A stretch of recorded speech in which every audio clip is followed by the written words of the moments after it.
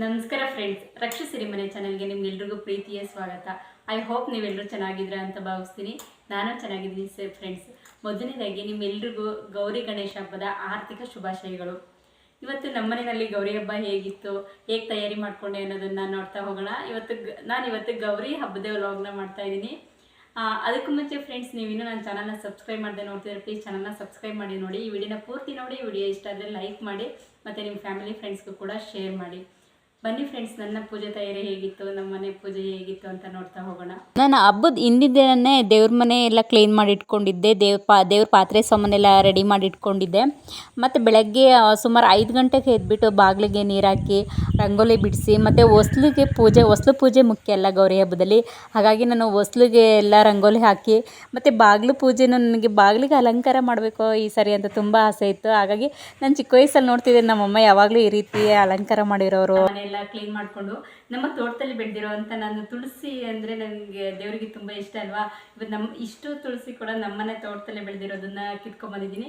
ಈ ತುಳಸಿ ಮಾಲೆ ಮತ್ತು ಹೂವಿನ ಮಾಲೆನ ಕಟ್ಬಿಟ್ಟು ನಾನೀಗ ಪೂಜೆನ ಶುರು ಮಾಡ್ತೀನಿ. ನಾವು ತುಳಸಿನ ನಮ್ಮ ತೋಟದಲ್ಲಿ 1 ಅಥವಾ 2 ಗಿಡಗಳನ್ನ ಮಾತ್ರ ಹಾಕಿದ್ವಿ. ಈಗ ಅದು ಎಷ್ಟಾಗಿದೆ ಅಂದರೆ ನಮ್ಮ ಪೂಜೆಗೆ ನಾವು ಬೇರೆ ಎಲ್ಲೂ ನಾವು ಮಾರ್ಕೆಟಿಂದ ತುಳಸಿ ತರೋದೇ ಬೇಡ, ಅಷ್ಟು ಒಂದರಿಂದ ಒಂದು ಸುಮಾರು ಗಿಡಗಳಾಗಿದೆ. ನಮ್ಮ ಪೂಜೆಗೆ ಎಷ್ಟು ಬೇಕೋ ಅಷ್ಟು ತುಳಸಿ ಕೂಡ ನಮ್ಮ ಕೈ ತೋಟದಿಂದನೇ ಸಿಗುತ್ತೆ. ಮತ್ತು ಹೂಗಳು ಸಿಗುತ್ತೆ. ಈಗ ಕಾಶಿ ಕಣಗಳ ಹೂವು ಇದೆಯಲ್ಲ, ಇದು ಕೂಡ ನೋಡಿ ನಮ್ಮ ತೋಟದಲ್ಲೇ ಬಿಟ್ಟಿರೋದು, ತುಂಬಾ ಬಿಡುತ್ತೆ. ನಮ್ಮ ಮನೆ ಇದ್ರ ಜೊತೆಗೆ ನಾನು ಸ್ವಲ್ಪ ಸೇವಂತಿಗೆ ಹೂವನ್ನು ತಂದಿದ್ದೀನಿ. ಜೊತೆಗೆ ನಮ್ಮ ಮನೆಯಲ್ಲಿ ಬೆಳೆದಿರೋ ಹೂವನ್ನು ಕೂಡ ನಾನು ಪೂಜೆಗೆ ಮಾಲೆ ಕಟ್ಟಿ ರೆಡಿ ಮಾಡ್ಕೊಳ್ತಾ ಇದ್ದೀನಿ. ನಮ್ಮ ತೋಟದಲ್ಲಿ ಬೆಳೆದಿರೋ ಹೂವನ್ನ ದೇವರಿಗೆ ಮಾಡಿಸೋದು ಅದು ತುಂಬ ಖುಷಿ ಕೊಡೋ ವಿಷಯ. ಫ್ರೆಂಡ್ಸ್, ಒಂದು ಅರ್ಧ ಮರಷ್ಟು ತುಳಸಿ ಆಯಿತು. ತುಳಸಿ ಹಾರನ ಈಗ ರೆಡಿ ಮಾಡ್ಕೊಂಡಿದ್ದೀನಿ. ಈ ಕಾಶಿ ಕಣಗಳ ಗಿಡನ ಪೂರ್ತಿ ಹಾರನ ರೆಡಿ ಮಾಡೋಕ್ಕಾಗಲಿಲ್ಲ, ನನಗೆ ಸ್ವಲ್ಪ ಟೈಮ್ ಆಯಿತು.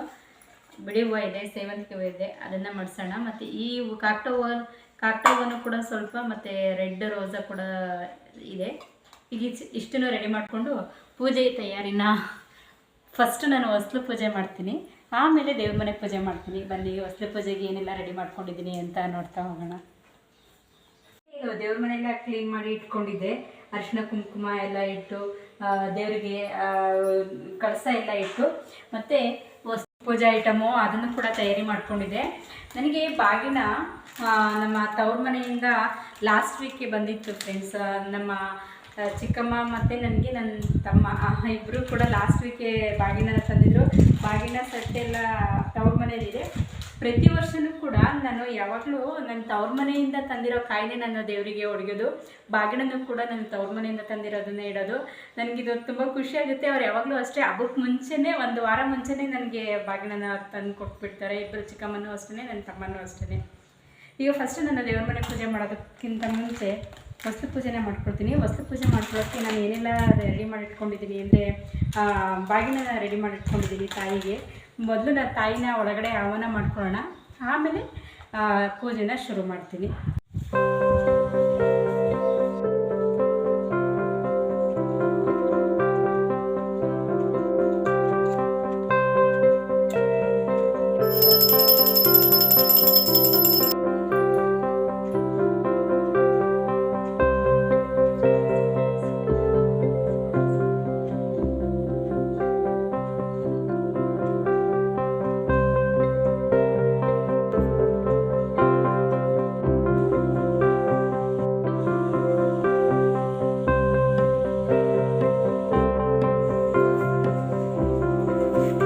ನಮ್ಮ ಮನೇಲಿ ನಾವು ಗೌರಿ ಮೂರ್ತಿನ ತಂದು ಪೂಜಿಸಲ್ಲ. ಆ ಅರಿಶಿಣದಿಂದ ಗೌರಿ ಮಾಡಿ, ಆ ಅರಿಶಿಣದ ಗೌರಿಗೆ ನಾನು ಪೂಜೆನ ಮಾಡ್ತೀನಿ.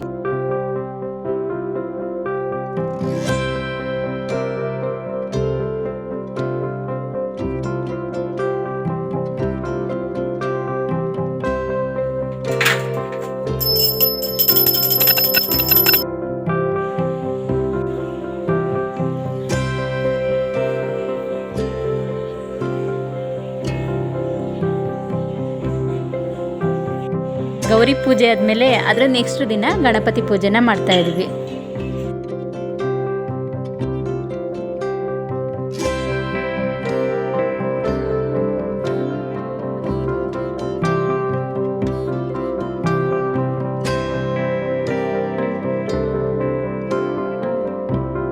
ನೋಡಿದ್ರಲ್ಲ ಫ್ರೆಂಡ್ಸ್, ನಮ್ಮನೆ ಗೌರಿ ಮತ್ತು ಗಣೇಶ ಹಬ್ಬದ ಪೂಜೆ ಹೇಗಿತ್ತು ಅಂತ. ಈ ವಿಡಿಯೋ ಇಷ್ಟ ಆದರೆ ಲೈಕ್ ಮಾಡಿ, ಮತ್ತು ನೀವು ಇನ್ನೂ ನನ್ನ ಚಾನಲ್ ಸಬ್ಸ್ಕ್ರೈಬ್ ಮಾಡಿಲ್ಲ ಅಂದರೆ ಪ್ಲೀಸ್ ಚಾನಲ್ನ ಸಬ್ಸ್ಕ್ರೈಬ್ ಮಾಡಿ. ನೆಕ್ಸ್ಟ್ ವಿಡಿಯೋದಲ್ಲಿ ಸಿಗೋಣ ಫ್ರೆಂಡ್ಸ್. ಅಲ್ಲಿವರೆಗೂ ಟೇಕ್ ಕೇರ್, ಬಾಯ್.